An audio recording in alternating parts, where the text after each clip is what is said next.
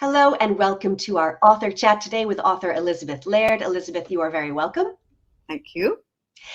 Elizabeth, you are the author of dozens of children's books. You are a past winner of the Children's Book Award, but today is all about this wonderful book, The Misunderstandings of Charity Brown. I absolutely loved it. I think I read the whole thing in a single day. I'm so glad.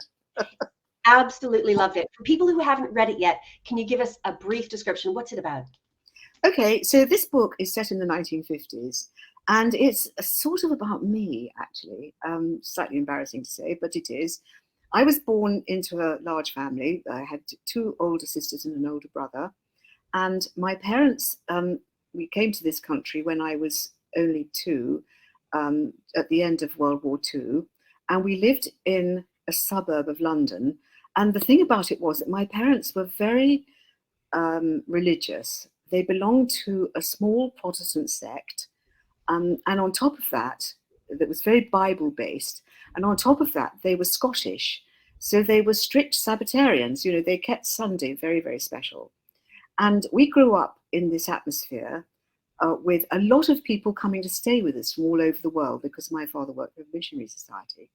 And it was a very unusual childhood. I mean, we had to learn long passages of the Bible. We couldn't do anything on Sundays. And yet, of course, there was always that tension with the outside world.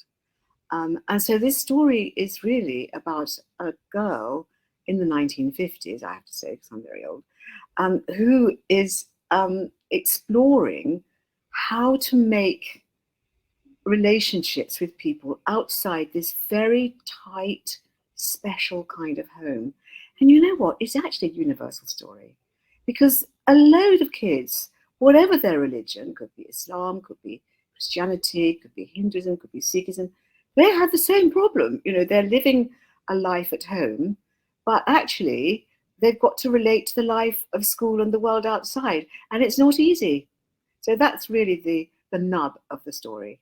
And Charity as a character, she's at this age, she's 12 and a half, she's almost 13, and it's time for her to decide, or it just naturally occurs, she's trying to figure out who she is, who she wants to be. She's been terribly ill, we learn before the book has started, and soon after the book starts, she's still recuperating, but she gets a tremendous surprise, which is that she's told she's going to leave her home because her family has inherited a mansion full of art and antiques with a gigantic garden. And she's going to go from living in a little flat to living in a grand house. But the house is not going to be theirs alone, is it? Her parents have plans for it. Do you want to tell us what the plans are? Well, this is exactly what my parents did. When we moved to a big house, they decided that they couldn't really justify living in this beautiful big house with this fabulous garden unless they devoted it to the Lord's work, as they called it. So it became a haven for people who were, you know, I've called them the weary and the heavy laden in the novel, sending it all up a bit. But I mean, there were people from all over the world who came to stay, from Africa, India, China, everywhere. And also people who were mentally ill, people who had some family tragedy, and they would all come and stay, sometimes for months at a time. So it was very much an open house. Would you like to do a little reading from Charity just now? Sure, yes, I will. I think what I'll do is I will give you the stage, and you can tell us a bit about your reading, and then when you're done, I'll come on. Thank you, Sheila.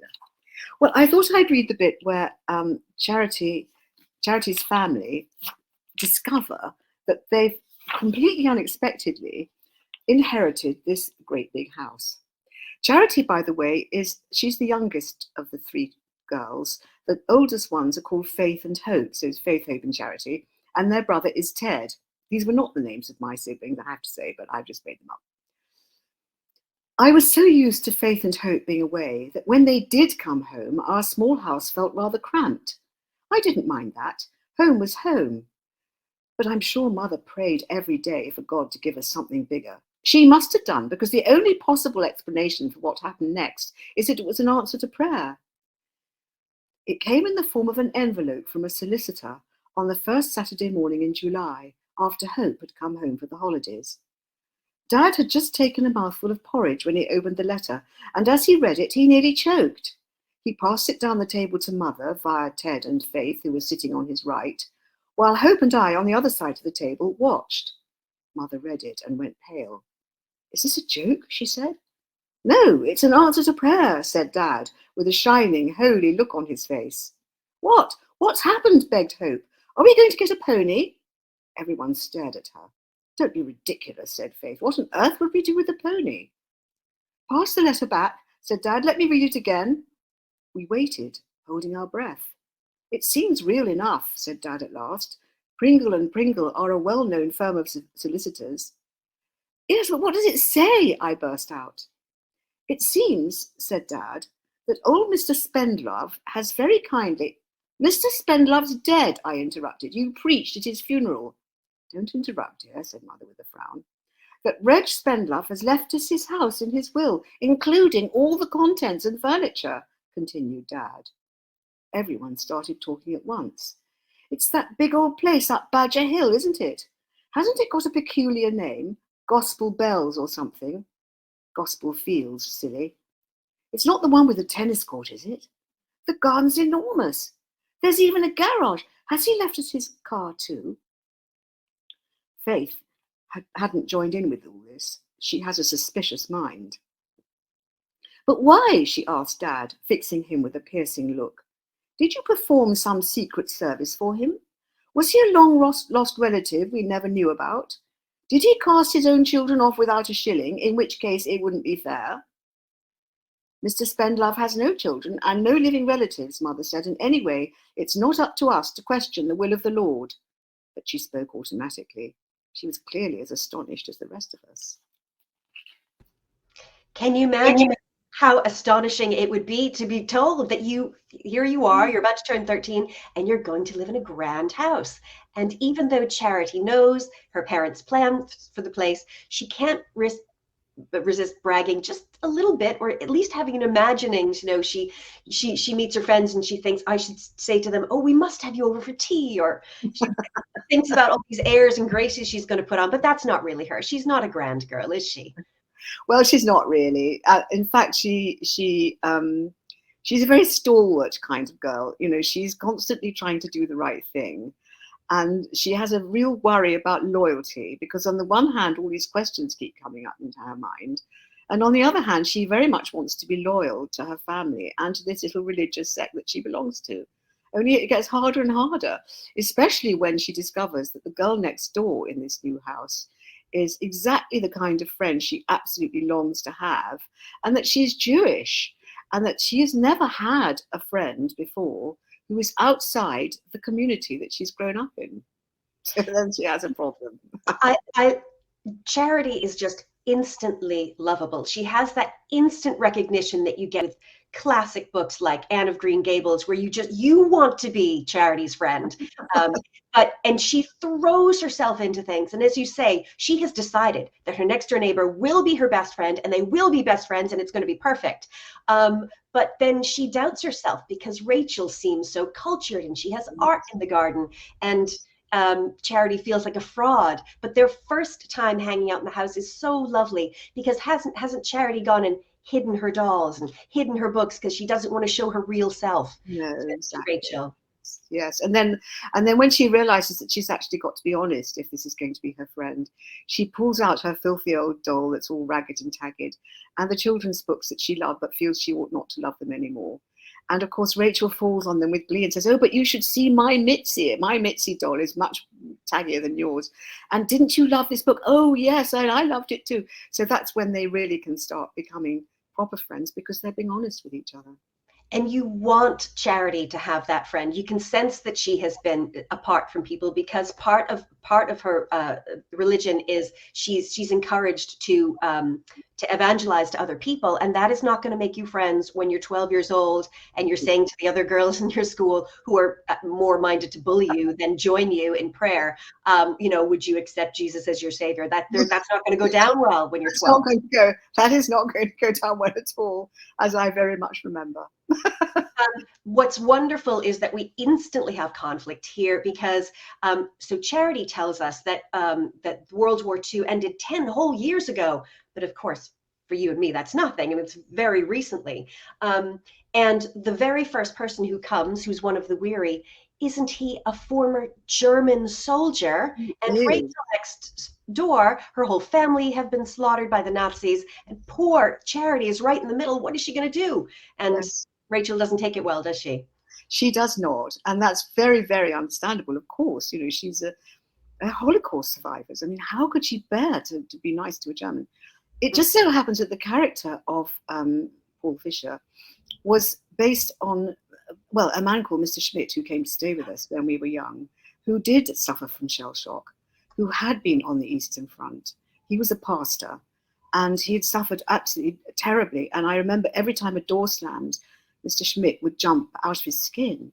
But it was also based on the father of a German girl I knew, Pastor Conrad, who had preached against the Nazis and been arrested several times and suffered very much. So Carl Fisher in the book is very much based on people that I knew in my childhood.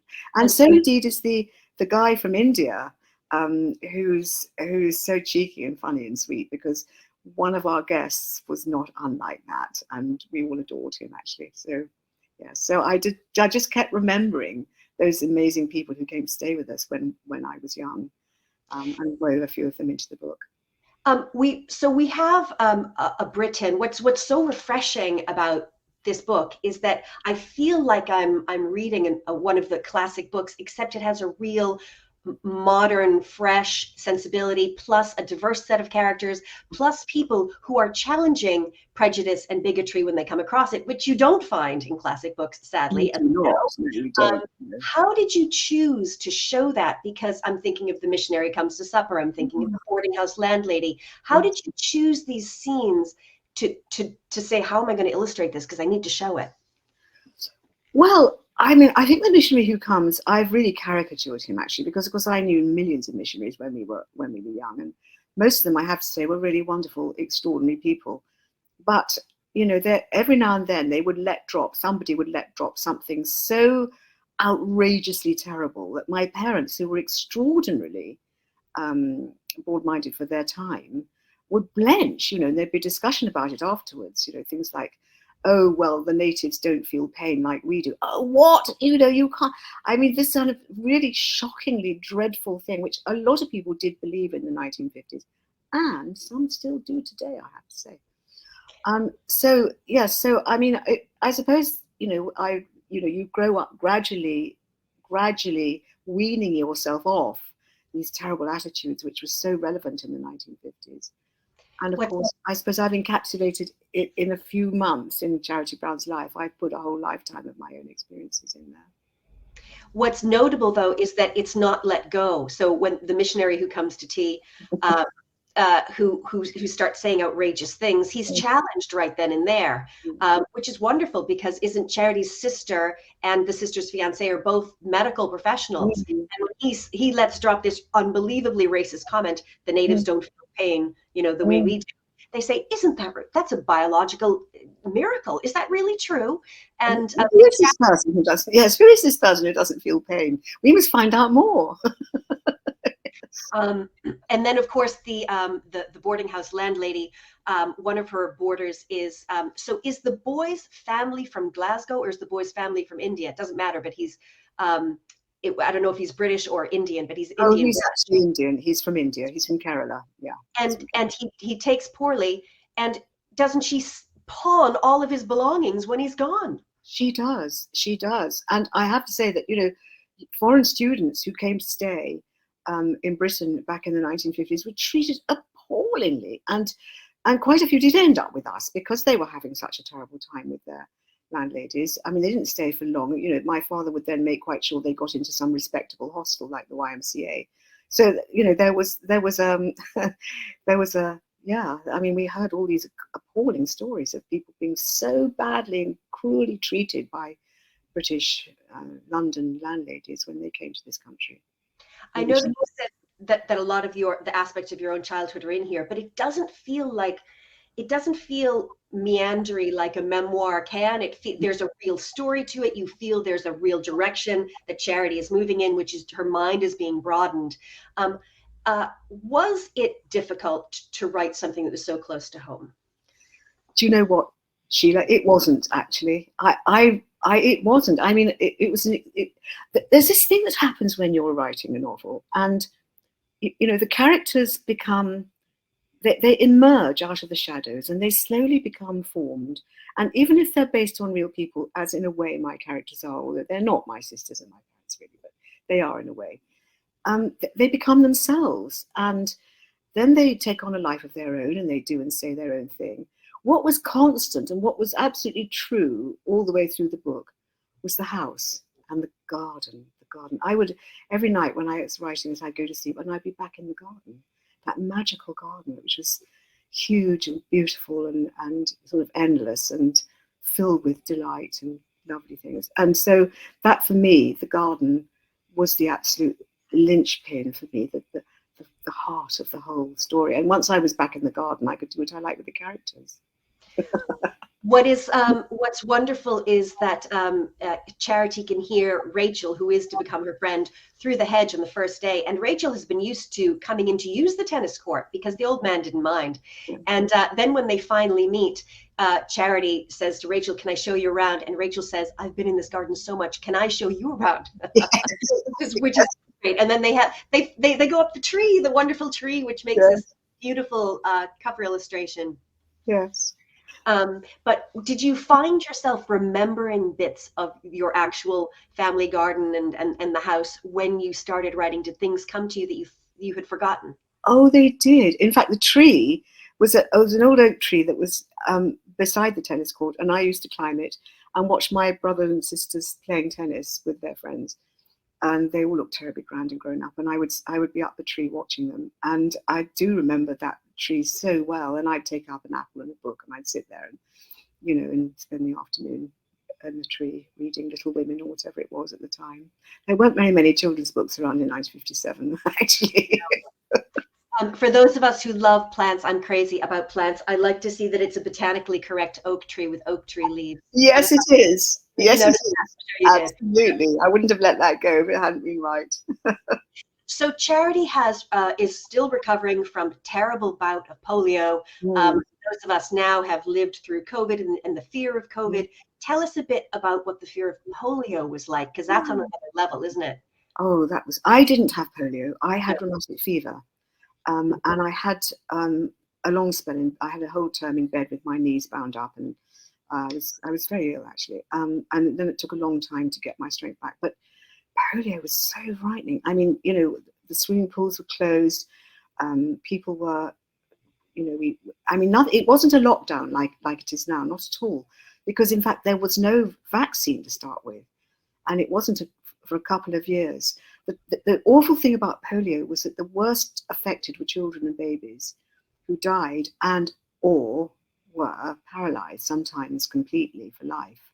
And sometimes many people still in their 70s are wandering around with disabilities of some kind or other, which date back to the polio they experienced as children. It was a cruel thing. I mean, it didn't, you could easily have it without knowing. It was a terrible thing, the polio epidemic. I think anybody of my age remembers it. Sorry, what did you say? Anybody of my age remembers it. Yes. And I didn't realize that there was a sense that it was catching as well, that it was contagious. And that, just to add another level of isolation for Charity, who she already has so many things between her and the rest of the world that's stopping her, making loads of friends. Yes, exactly. But polio is just adding this layer of horror on top of it all. And isn't it one of the very first things that she starts to question? She's asking God, you could stop this. Why do you make it that children and babies are the ones who get it? It's not fair. Yes, the great question, the great problem of pain, one of the great problems of religion and philosophy that's dogged humanity ever since people started asking questions. It's one of the great questions. We meet Charity at this perfect age. As I say, she's almost 13 and she's starting to ask questions. And she's grown up with beliefs like, well, don't cut your hair, don't go to the cinema, certainly do not drink alcohol because it's wicked, and wickedness is punished by hell. And then she asks her father, do you believe in hell? And he says, Really? And you can feel Charity just think, well, it's like a rock just comes out of the wall of her life. She's like, well, what's real? What am I supposed to believe? Exactly, exactly. I mean, how could you, because my dear father, who was a really wonderful man, I've introduced him most dreadfully in this book. I mean, he was the most wonderful man, dearly beloved by everybody who knew him, and much stronger and less flaky than he is in the story. But actually, I don't think he believed. He said, I actually quote him in the book. I find it very difficult to believe that a loving God, I mean, he didn't believe in hell, actually. He fudged it. Mother was another match altogether. There's a wonderful scene where Charity has a close encounter with an exotic food, which isn't Indian food, which is something called lasagna. Completely new to her. Oh, yes. Tell us about that scene and how lasagna comes into Charity's life. Well, I mean, you have to remember that in the 1950s, Italian food didn't really happen. I mean, the spaghetti was, but it was just spaghetti. But things like lasagna. I mean, green peppers, were way out exotic. Nobody had heard of them. Olives, you could buy them in there was one shop, I think, in Soho. You could buy an olive if you were really trying. Olive oil, you bought at the chemist in tiny bottles to put in your ears. I mean, it wasn't considered to be edible at all. So there was. I mean, you can't imagine the primitiveness of British food in the 1950s. So when the glamorous Auntie Vi comes to see Charity, and she unloads all these incredible things, it's absolutely eye-popping stuff.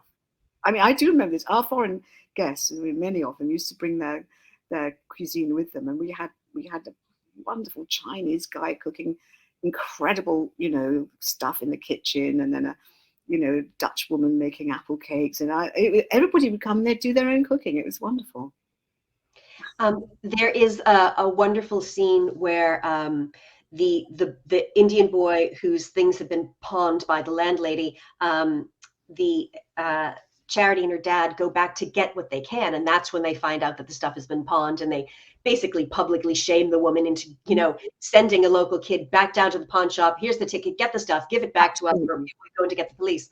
But then doesn't Charity's father decide this is a good time to be a street preacher and preach to people? And so if you've ever been a 12-year-old embarrassed by your parents, this is another level for poor Charity, isn't it? Another level. And it happened to me, I'm telling you. My father would drop of a hat, he'd stand on the street corner and start preaching. And he was so good at it, actually, that people would be very impressed. He really was good at it. But you can't imagine the mortification of being that age and having to stand beside your father while he preached to complete strangers, some of whom you might, passers by, if it was near home, you might be seen by people you knew. I mean, it was mortifying.